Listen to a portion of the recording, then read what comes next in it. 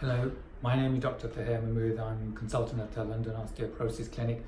And this is an occasional recording that we will share with you, looking at different topics that have been raised in some of the conversations that we're having with our patients.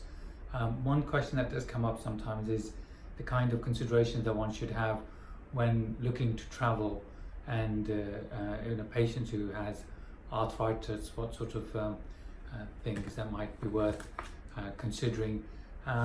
We can divide them up into different parts, including the considerations relating to the medication and the actual practical aspects of traveling, and then the aspects of planning the trip and what to do if there are any exacerbations of symptoms or flares. As far as the medication is concerned, the treatments that somebody needs to think about before going, during the trip, and while they are away. Before going on a particularly long journey or that involving air travel, it's best to plan and have some advice about optimizing your treatment before you go, so that you're as symptom free as possible. During the treatment you may get some exacerbations of your symptoms, so you may need some additional medicines to help control the symptoms. And while you're away, you may need to take medicines with you. Some of them need special carriage and special access, a special arrangement with customs, and you need a doctor's letter to help you with that. There may also be need for some items to be refrigerated, so that has another aspect which needs to be kept in mind when planning the travel and the stopovers that patients might be having.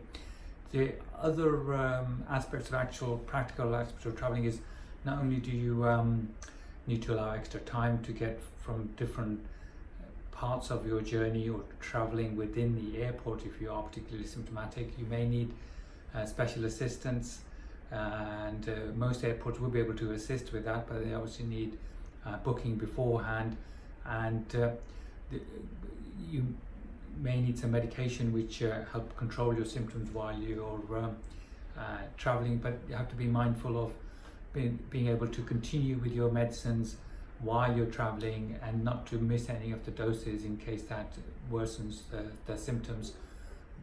While in the plane, you might wish to, or particularly with air travel, may wish to have an aisle seat or a seat with more leg room, so that you're able to get space to be able to stretch. Sometimes patients find hot and cold objects of assistance in terms of controlling their symptoms, and the temperature in the plane can be lower. It's obviously more complicated if a patient has also respiratory problems or cardiac problems, and they need some other considerations associated with that.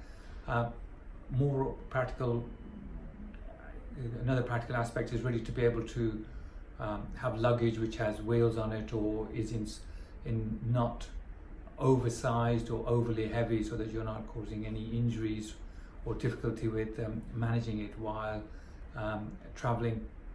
So the other aspects of planning a trip include a letter from the clinic to say that you're on these medicines, and that you need to be given, you need to be allowed to transport them with you. Normally there shouldn't be a problem, but you have to go through the process of getting the doctor's letter, your medication, and information around your condition, so the airport staff won't have any difficulty supporting you. There are some countries, as you know, that have issues with opiates and so on, particularly in the Middle East, and if you're taking excess, you have to be careful with how much quantities of medicines that you might be taking.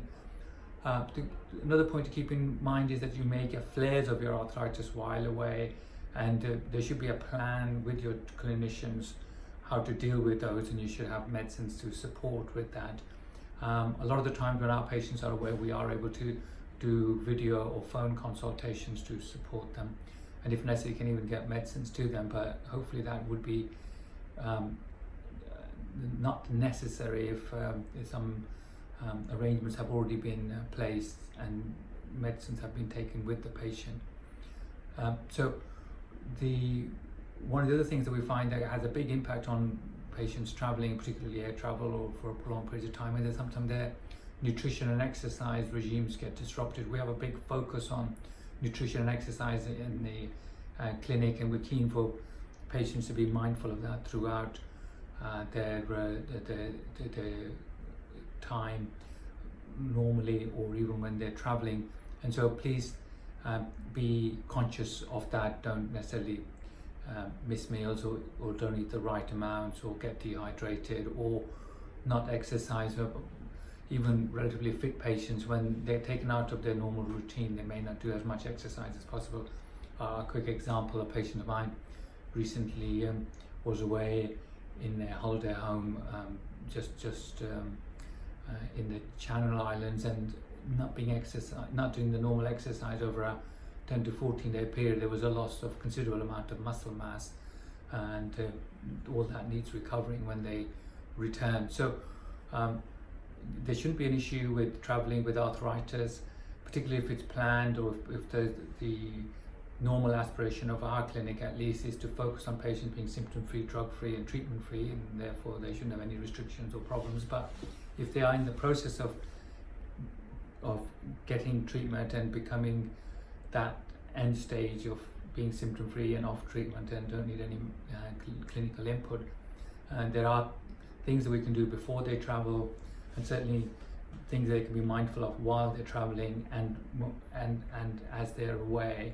And if there are any issues, they can always at least contact us, and we're able to provide some assistance, or they may be able to reach out with their normal clinical team for some support, and hopefully they will have an event-free travel with far as their arthritis symptoms are concerned. Okay, we hope you found that useful. We'll be happy to answer any questions should you have.